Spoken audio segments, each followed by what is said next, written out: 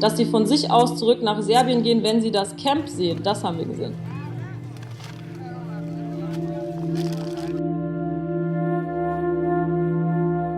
Die Zivilgesellschaft macht hier gut, wo die Politik versagt hat.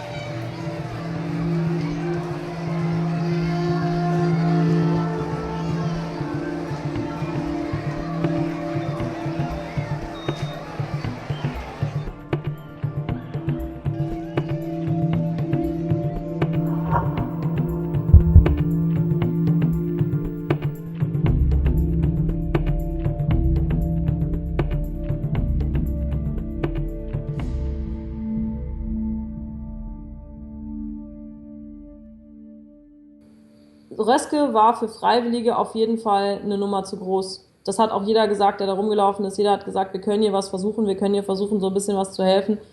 Aber letzten Endes, die Liga in der Situation hier kann man nicht mit Freiwilligen versorgen. No, we need to have a place. Mohammed, that's the railway track? Well, I gotta go. Yes, that's where you're talking Yes, about. this is the place. This is the place. So this is the railway. Wie ich da in Mitchelsdorf durchgegangen bin und diese wirklich hunderte Kinder und Babys da unter freiem Himmel geschlafen haben, teilweise haben sie noch geschrien.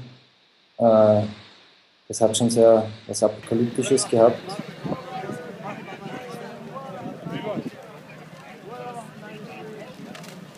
Am Anfang gab es ein wirklich kleines Sanitätszelt für tausende Leute. Wir hatten zum Beispiel am Dienstagnacht einen kleinen Bub, der 8 Jahre, der hatte nur noch eine Körpertemperatur von 34 Grad, war in diesem unbeheizten Sanitätszelt. Ja, und wir haben das Rote Kreuz angefleht, dass sie den endlich ins Krankenhaus führen. Ja, und was sie dann am Schluss Gott sei Dank gemacht haben, aber sie haben ihn halt lange beobachten müssen. Ja. Und, jetzt steht dort ein mobiles Spital. Da war ein kleiner Junge dabei, der hatte nur Sandalen an und irgendwie einen Pulli oder so. Und das bei, weiß nicht, wie kalt war es, 15 Grad, 10 Grad in der Nacht oder so. Also nicht gerade warm.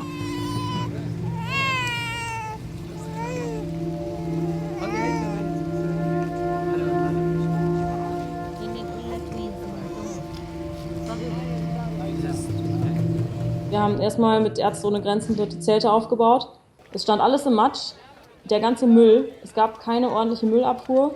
Das heißt, es waren wirklich Müllberge dort. Wir haben am Samstag 6 Stunden lang mit den Flüchtlingen zusammen, mit mindestens 15, 20 Leuten, haben wir dort einfach nur Müll gesammelt. Es haben so ein paar Leute ein Gewächshaus von einem Bauern, dieses Drahtgestell, so ein halbrundes, haben die dann sich geschnappt. Also, was heißt geschnappt? Sie sind zu einer Obi gefahren, haben einen riesen Plan gekauft und haben diese Planen einfach komplett über dieses Gewächshaus rübergezogen und haben daraus einen Schlafplatz für 150 Leute gemacht. Haben den einfach ausgelegt mit Folie und ein paar Decken reingepackt und haben daraus die letzten 2, 3 Tage vielleicht den einzigen ruhigen, sicheren Platz auf diesem Gelände geschaffen, wo sie in der Nacht dann mit Priorität Familien, Kinder und Mamas reingepackt haben und also jeweils die ganze Familie. Und das war einfach das größte Geschenk für diese Leute, da einfach mal eine Nacht schlafen zu können. Und über den Tag haben die daraus so eine Art Spielzelt gemacht, wo die dann die Kinder einfach mal rein zum Spielen gesetzt haben. Und sie meinten, es war so schön, in diesem ganzen Wahnsinn irgendwie zu sehen, dass das einzig Wichtige gerade ist, dass der andere Junge dem Zweiten da den Ball weggenommen hat. war sehr süß. Ich habe selber eine 3,5-jährige Tochter und wenn ich dann Mädchen im selben Alter sehe oder noch jünger, die einfach nichts dafür können, ja, dass sie in dieser Situation sind, ein Leben gelebt haben, ungefähr das Leben, das ich auch lebe. Man denkt sich irgendwie, ja, der Mensch, da bin ich eigentlich, ja, nur auf der anderen Seite. Das ist dann nochmal härter und ich meine, die kommen halt an mit nichts als eigentlich ihrem nackten Leben und ihrer Menschenwürde.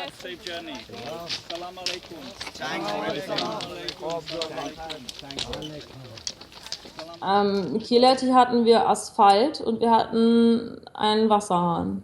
Da hatten wir Matsch nach 2 Tagen Regen und keine Duschen. Wasserflaschen, die wir verteilen konnten, mit denen die Leute sich eventuell mal die Hände oder Füße waschen können. Immerhin gab es ein paar Toiletten, die da aufgestellt wurden. Aber das Ganze stand ja im Schlamm oder auf einem Acker, also auch wenn es trocken ist, ist es trotzdem dreckiger Boden.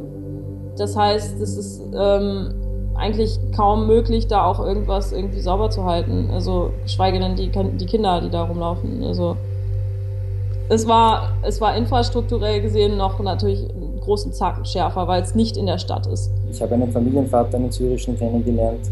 Der ist einmal an der serbisch-ungarischen Grenze mit Tränengas begrüßt worden. Er und seine Kinder. Dann sind sie in ein ungarisches Lager gekommen, haben 30 Stunden nichts zu essen bekommen. Und dann denkt man sich, das muss nicht sein. Ich kann politisch, kann ich dagegen sein, dass alle Menschen kommen. Ja? Aber wenn diese Menschen kommen, ich halte es schwer aus, ja, wenn man die dann irgendwie wie Schlachtvieh behandelt.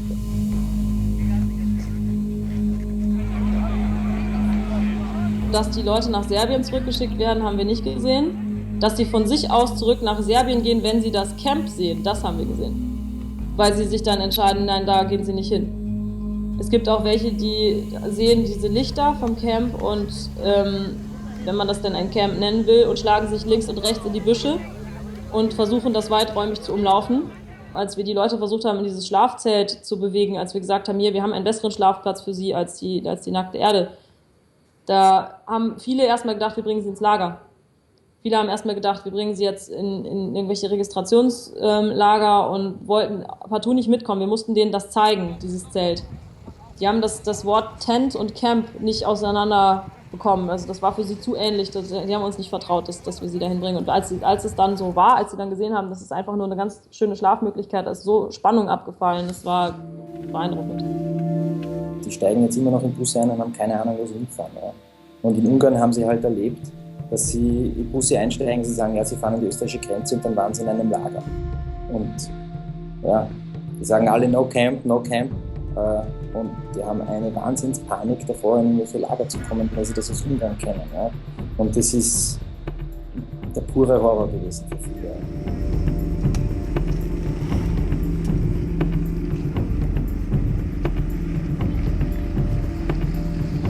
Ich habe einen Syrer kennengelernt mit einer 5 Monate alten Tochter. Er war Arzt und hat eine Klinik gehabt in Syrien. Die haben fliehen müssen, ja, und haben alles verkauft. Und die Klinik verkauft, das Auto verkauft, um sich die Flucht finanzieren zu können. Das bisschen, das sie mitgenommen haben, haben sie spätestens bei der Überfahrt von der Türkei nach Griechenland ins Meer schmeißen müssen, weil Wasser ins Schlauchboot gekommen ist. Das heißt, sie haben dann gar nichts mehr gehabt. Ich habe vorne ganz gerne in der Straße den Checkpoint übernommen, weil das war Hilfe, das war vielleicht eine super Hilfe, weil da eben nicht einfach jeder reinfahren konnte und Chaos verbreiten konnte. Es war aber nicht unbedingt, jetzt in der letzten Nacht vor allem, war es nicht unbedingt noch der Job, da die Kinder durch die Gegend zu tragen, weil ich konnte es einfach nicht mehr. Ich konnte es nicht mehr sehen. Also das tut so weh nach einer Weile, dass das immer noch wieder ein Kind ist, dem es schlecht geht. Und ich habe mich dann ein bisschen rausgezogen, weil ich einfach persönlich gemerkt habe, ich muss das machen, weil ich sehe es nicht ein, dann da zusammenzuklappen. Das ist nicht mein Ziel. Wir schenken ihnen, weiß nicht, Süßigkeiten, Lebensmittel und so weiter. Wir ihnen geben und irgendwie sozusagen die Art und Weise, wie sie ihre Dankbarkeit zeigen, dass sie ihnen immer die Hälfte abgeben wollen. Ja? Von dem, was ich ihnen gerade geschenkt habe. Aber das ist halt, ja.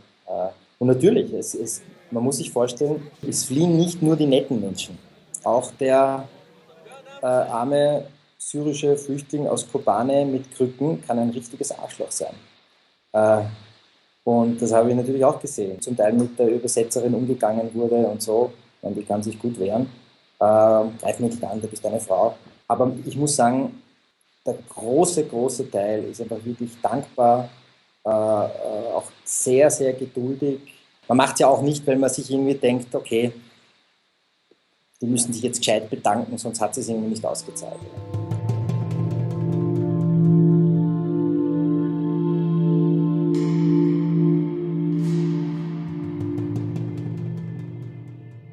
Das Rote Kreuz hilft uns nicht, die Caritas hilft uns nicht, es gibt keine Ärzte ohne Grenzen, es gibt keine Organisation außer Freiwillige. Es gibt keine staatliche Hilfe, es gibt keine städtische Hilfe, nichts, gar nichts. Ich habe am Donnerstag, letzten Donnerstag war ich dort, habe mich umgeschaut und habe dann am nächsten Tag für mich entschieden, ich kann das nicht für mich verantworten, jetzt da wegzubleiben, habe mir einen Rucksack gepackt mit Desinfektionsmittel und habe angefangen, die Leute zu behandeln. Also bin aus der Bahnstation raus und habe als erstes einen Typen vor mir sitzen gehabt mit einem völlig nekrotischen Fuß und einem Bauchschuss. Und habe dann nach einer Stunde gemerkt, dass es dort auch Ärzte gibt. Aber eine Kinderärztin und eine Schwester zu dem Zeitpunkt, die freiwillig auch arbeiten dort. Habe dann angefangen, mit denen zusammenzuarbeiten und habe dann am nächsten Morgen diese Volunteers for Refugees Seite aufgestellt. Und darüber organisiert sich das so langsam. Also wir organisieren uns quasi selbst über Facebook. Ich habe den Leuten gesagt, den Medizinstudenten, wer dort ist. So viele machen das aber von sich aus nicht, weil viele halt irgendwie eine übergeordnete Organisation wollen oder viele Deutsche denken halt auch Deutsch. Die denken, da muss ja irgendeiner organisieren, der muss mir das ja erlauben. Anstatt einfach hinzugehen und zu sagen, also ich habe den Leuten immer gesagt, wenn ihr medizinische Ausbildung habt, packt euch einen Rucksack voll, geht in die Apotheke, hängt euch euer Stethoskop an, zieht notfalls demonstrativ den Kittel an und lauft da durch. Die Leute kommen zu euch.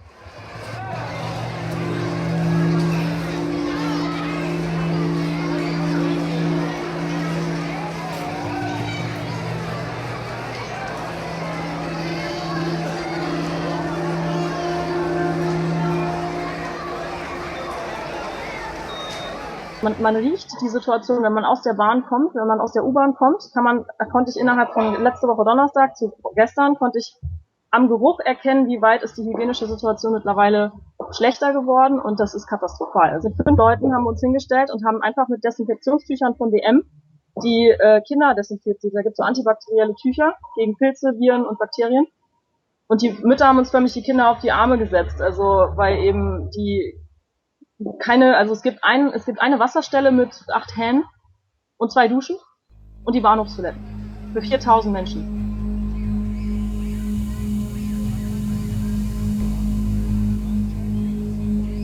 Das ist einfach absolut gegen jegliches Würde, also gegen jegliche Menschenwürde und gegen jegliches Menschenrecht, was irgendwie existiert, was die da machen. Das sind kluge Leute, das sind nette Leute, das sind wahnsinnig viele Kinder. Das sind Kleinstkinder, es soll eine geboren haben am Kiletti. Wir kriegen jetzt eine Hebamme aus München dazu, die irgendwie sich die Schwangeren anguckt. Da sind Hochschwangere dabei. Ich hatte gestern ein Kind mit einem Staphylokokkeninfektion. Also so hat jeder auf seiner Haut dieses Bakterium, aber wenn sich das entzündet, muss man das halt antibakteriell irgendwie behandeln. Die hatte das am ganzen Körper. Die pumpen wir jetzt irgendwie voll mit Antibiotika. Wir haben fette Lungenentzündungen da gehabt, völlig dehydrierte Leute, die infundiert werden müssen.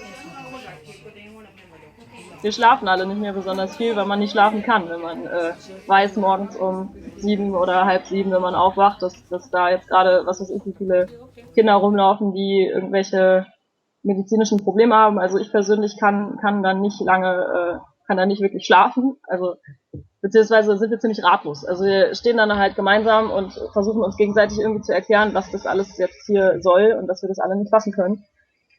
Es ist vor allem Wut, es ist vor allem Aggression, es ist vor allem einfach eine gewisse Machtlosigkeit. Wir versuchen halt irgendwie was zu verbessern. Ich habe ein paar Jungs eine Runde Döner ausgegeben und die wollten das nicht. Die haben gesagt, nein, gib nicht dein Geld, hier gibt es Essen, hol am besten uns von dort Essen, weil es kriegen zuerst die Frauen und kriegen zuerst die Kinder, die hatten seit 2-3 Tagen nichts gegessen.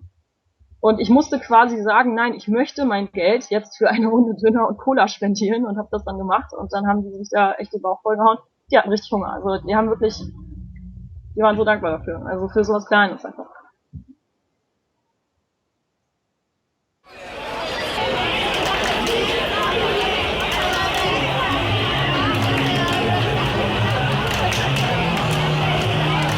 Was wir jetzt persönlich als Helfer, als Studenten dabei denken oder als auch andere Beteiligte, ich habe schon viele Leute gesehen, die hier standen und einfach völlig fassungslos waren.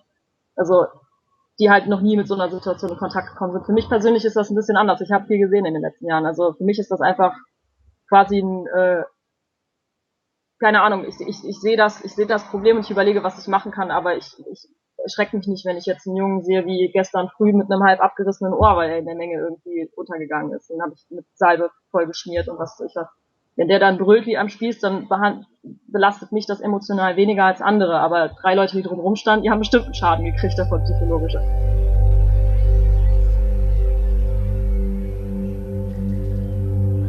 Was ich dass ich aus der Bahnstation rauskomme als freiwillige Studentin mit einem Rucksack voll Desinfektionsmittel, Beta-Isodonna und Verbandszeug. Quasi mir gegenüber ein junger Mann sitzt mit Anfang 20, der auf Krücken läuft, mit einem verbundenen Fuß, einem komplett verbrannten, offenen, nässenden Arm und eigentlich so ganz gut aussieht, also so von der Stimmung her, und ich ihn frage, ob er Hilfe braucht mit seinem Arm und seinem Fuß, und er sagt, nein, kein Problem, alles gut. Weil die meisten hier, sowohl Afghanen und Syrer, sich nicht aufdrängen wollen. Sie sagen, nein, es ist kein Problem, ich komme schon klar. Dann packe ich ihm diesen Fuß aus und verarzte ihm diesen Arm, und dann zeigt er mir am Ende auch noch seinen Bauch, und dann hat dieser Mann einfach einen offenen Bauchschuss, der unversorgt ist. Das hat mich wirklich umgehauen. Also, dass das als Freiwillige einem passiert. Mein Rucksack war danach leer. Ich hatte danach kein Verbandszeug mehr für weitere Patienten.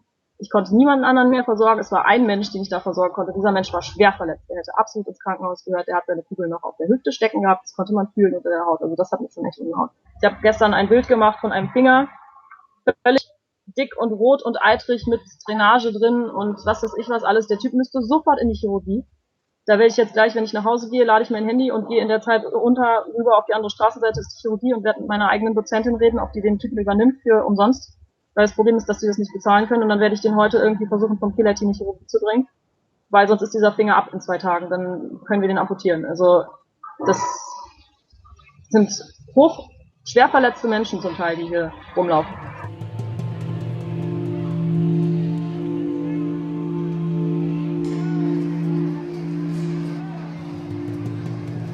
Wir haben einen TBC-Patienten gehabt auf dem Pilati vorgestern.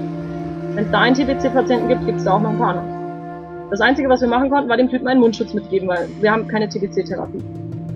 Also, ne, so sieht das dann aus da. Das Erste, was die Leute machen, wenn die zu uns in den Ärzteraum kommen, die fangen an zu weinen. Weil sie dort an einem ruhigen, sicheren Platz sind, weil sie in dem Moment die Verantwortung abgeben können. Das heißt, die klappen uns erstmal zusammen, die werden erstmal in den Arm genommen, die fangen erstmal an zu weinen. Und dann wird behandelt, vorher. Aber erstmal hält man die Leute 2 Minuten fest. Ich hatte dort einen Vater sitzen, hochfiebrig mit einer Lungenentzündung, der hat angefangen zu weinen, hat gesagt, jetzt ist alles vorbei, er hat 2 kleine Töchter und eine Frau mitgebracht und jetzt muss er sterben. Und sein Gefühl war auch nicht ganz falsch, weil mit so einer Lungenentzündung ist es auch nicht gut, also es ist auch nicht lustig so. Ich habe gestern mit der Pressesprecherin der Deutschen Botschaft geredet und habe ihr gesagt, das dauert jetzt noch eine Woche, diese Situation, und dann haben wir die ersten epidemischen Krankheiten, wie irgendwelche fiesen Hautkrankheiten. Die Kinder stecken sich alle an mit Masernröteln beieinander. Die haben irgendeine fiese Diarrhoe. Ich habe keinen Bock, hier Cholera zu behandeln im 6. Studienjahr. Das muss echt nicht sein. Und das ist selbstproduziert. Das ganze Problem ist einfach nur selbstproduziert. Sie sagte, das Problem ist, dass die Leute sich nicht in Ungarn registrieren lassen wollen. Kann ich verstehen. Wer sich in diesem Land hier registrieren lässt mit dunkler Hautfarbe, hat nicht die Chance, ein ordentliches Leben zu führen. Ganz sicher nicht. Ich würde mich hier auch nicht registrieren lassen. Niemand kann Ungarn verlassen, ohne registriert zu werden. Das ist ja genau die Forderung des Schengen-Abkommens. Das verlangen auch die deutsche Bundeskanzlerin und der österreichische Bundeskanzler und andere.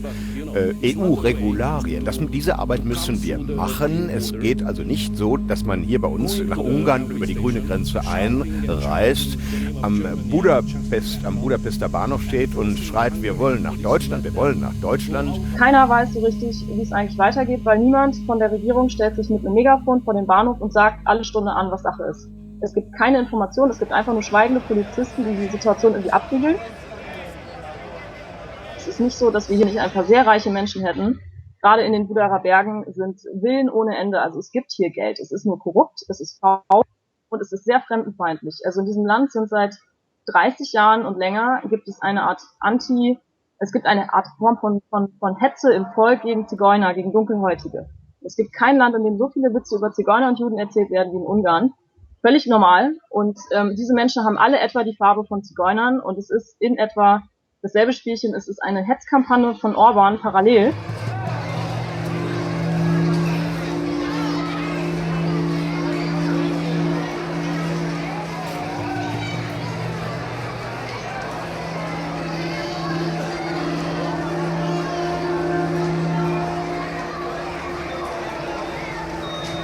Orban erzählt von morgens bis abends, diese Flüchtlinge werden euch die Jobs klauen, diese Flüchtlinge nehmen euch eure eure Wohnplätze weg und so weiter. Das ist quasi eine einzige Belastung fürs Land.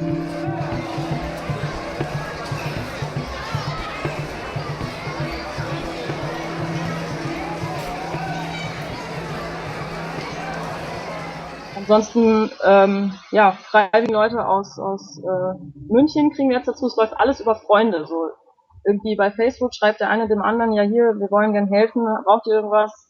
Ich habe eine Frau gestern, hat mich angeschrieben, hier, ich würde gern spenden, hat mir 100 € überwiesen für Medikamente und solche Sachen. Also es ist eigentlich, also auf der einen Seite ist es total schwierig, diese Hilfsbereitschaft zu sehen, andererseits ist es nicht witzig, dass das alles auf privater, freiwilligen Ebene läuft. Also es ist quasi die komplette Organisation wird jetzt deshalb langsam hoffentlich besser oder hoffentlich etwas anlaufen, weil es Facebook gibt. Also es ist halt nicht, also es kann nicht sein. Ne? Was ich weiß, ist, dass, wie gesagt, die Stimmung eher anti ist. Also es gibt viele Helfer. Ich bin den Leuten, die hierher kommen und Brötchen schmieren, unheimlich dankbar. Das sind sehr viele auch, die hier gerne helfen und die offiziell sagen, wir möchten zeigen, dass unsere Regierung nicht das Volk ist. Dass wir quasi sehr dankbare und hilfsbereite Menschen sind und wir nicht gegen Ausländer sind und was weiß ich was, aber das ist nicht die Mehrheit. Also ich glaube, dass die Mehrheit eher die Antischiene fährt, die Fidesz-Partei vorgibt und eher sagt, hier, das ist uns alles irgendwie zu unheimlich und die sind uns alle ein bisschen zu dunkel und am liebsten würden wir eigentlich auch die Flüchtlinge ganz schnell in irgendwelchen Lagern haben, außerhalb der Stadt, wo sie das Stadtbild nicht stören. Ich habe aus zweiter Quelle gestern gehört, dass Orban wohl gesagt hat, dass er es unangenehm findet, dass es am Kileti so stinkt. Und das kann ich natürlich dann auch sehr verstehen, dass man nicht mit dem Besen als Regierungspräsidenten am Kileti steht. Das sollte er eigentlich tun, meiner Meinung nach, und anfangen mit den Leuten zu putzen. Das würde ich an seiner Stelle machen, aber Orban ist sich dafür vielleicht auch einfach zu fein oder er ist in seinem Fußballstadion, das er sich selber gebaut hat, von EU-Geldern und spielt da ein bisschen Fußball oder irgendwie sowas, ich weiß nicht, was er macht den ganzen Tag. Was ich gestern gehört habe aus zweiter Quelle aber, dass im Radio wohl gesagt wurde, dass Orban seine Partei Fidesz keine Schulen einrichten möchte für Flüchtlinge. Das heißt, was sie damit jetzt vorhaben, hieße ja, dass quasi über die nächsten Monate diese ganzen Kinder unbeschult sind. Da sind, was weiß ich, wie viele Kinder, die werden anscheinend nicht die Sprache lernen, die werden anscheinend nicht weiter unterrichtet.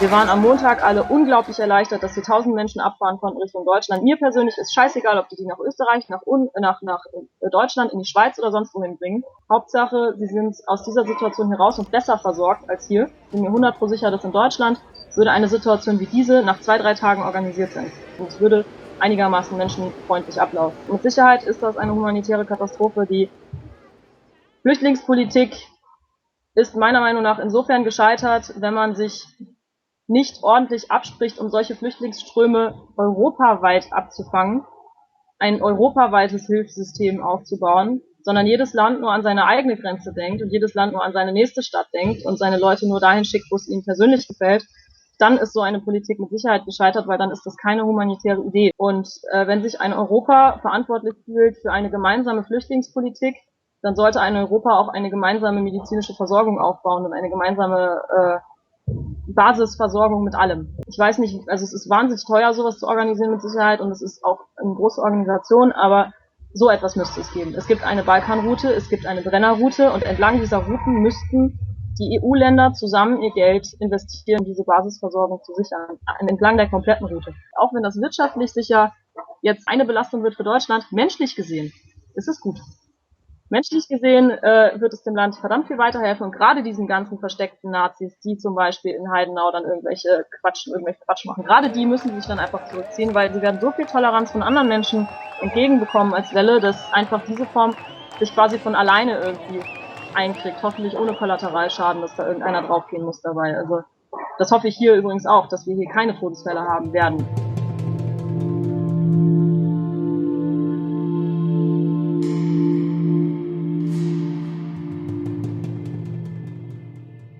Was machen wir denn, wenn jetzt die Grenze dicht ist? Was machen wir denn, wenn jetzt dieses Lager aufgelöst wird? Wo gehen dann die Leute hin?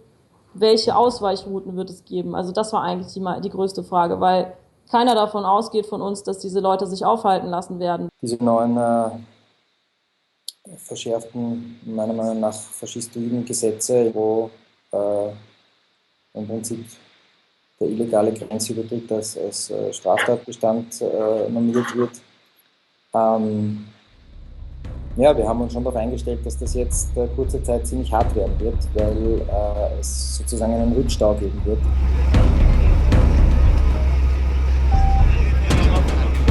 Ich meine, wenn man in ein fremdes Land kommt und das Erste, was man sieht, sind hochbewaffnete Soldaten am Grenzübergang, das kommt nicht gut. Dahinter standen dann zwar ein paar Freiwillige, die gesagt haben, los, hopp, hopp, da vorne gibt's was zu essen, ihr seid schon willkommen, guckt einfach nicht hin, aber das hilft den Leuten ja nicht, die sehen das ja trotzdem. Gerade die Kinder, die da langlaufen. Die kurdische Familie mit ihrem 4 Monate alten Baby und der 3,5-jährigen Mädchen, die waren ursprünglich aus Aleppo, dann ist ihr Haus zerbombt worden, dann sind sie nach Kobane gezogen, dann ist ihr Haus zerbombt worden und dann haben sie 3 Monate gebraucht, bis sie von Syrien nach Österreich fliehen konnten und haben einfach, die war Lehrerin und jetzt haben sie einfach nichts mehr. Das kleine 4 Monate alte Baby hat das ganze Leben nur Krieg und Flucht miterlebt und die hat mich die ganze Zeit angegrinst und war fröhlich und ich habe gedacht, woher kommt das? Ja? Da braucht man kein Mitleid, man braucht einfach nur eine Form von gegenseitigem Respekt, um dort zu helfen. Ja? Keinen Respekt vor den Menschen zu haben, die dort ins Land kommen und diesem Respekt nicht entsprechen zu wollen. Und das finde ich so schade. No problem with fingers in Hungary. You can do fingers, no problem. Salam alaikum. No problem with fingers. Die Zivilgesellschaft macht hier gut, wo die Politik versagt hat. Die Politik ist verantwortlich für unmenschliche Gesetze, die Leute, die vor Krieg fliehen, eigentlich in die Hände von brutalen Schleppern zwingt, weil es keine legalen Einreisemöglichkeiten gibt. Die Leute werden so beschissen. Es gibt so viele Taxifahrer, die im Moment, wenn die Leute von Szeged nach Budapest gefahren sind mit dem Zug, dann müssen sie vom Nyugati-Bahnhof zum Keleti-Bahnhof. Das sind, ich glaube, 2 Bahnstationen oder sogar nur eine Bahnstation oder so mit der Metro. Das ist ein Taxiweg von in der Nacht noch nicht mal 10 Minuten. Da bezahlen manche von den Flüchtlingen zwischen 100 und 200 Euro für. Diese Taxifahrer zocken die komplett ab. Nicht jeder Taxifahrer natürlich, aber es gibt solche. Es gibt Schlepper und es gibt hier 4, 5 Hotels in Budapest. Ob die jetzt offiziell Hotels sind oder nicht, wir nennen die einfach Hotel Budapest, die Leute einsacken, da gefangen halten und unter höchstem Geldeinsatz dann erst außer Landes bringen. Wir haben jetzt 1 von den Dingern gefunden, wir haben rausgefunden, es gibt noch 4, 5 andere. How are you? Fine. Yeah, you're fine. Nice to meet you. Long trip? Yes. Yeah. Von Syrien 3.000 Euro bis nach Ungarn, da kann ich mir einen Business-Class-Flug leisten normalerweise. Ich kriege noch eine Fußmassage im Flugzeug. Die sind auch auf Schlepper angewiesen. Ich habe auch mit vielen Leuten gesprochen. Wie seht ihr das mit den Schleppern? Die sagen, naja, du kommst eigentlich nicht raus. Ja? Sie wissen, dass das alles Verbrecher sind, die sich an ihnen bereichern, aber sie sind auf sie angewiesen. Ja?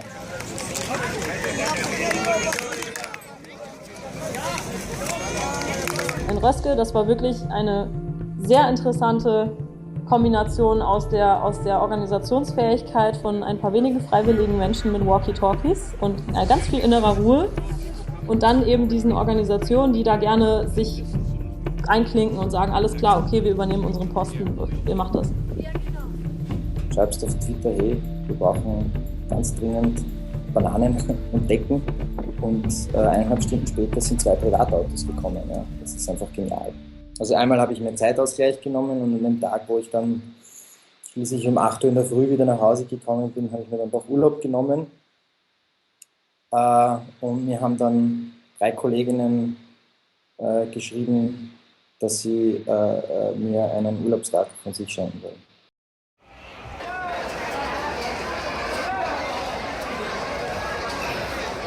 Es ist nicht so, dass ich jetzt geplant hätte, die nächsten 10 Jahre in Ungarn zu bleiben. Das muss ich dazu sagen. Also es ist jetzt nicht so, dass mein Traum von einem Leben in Ungarn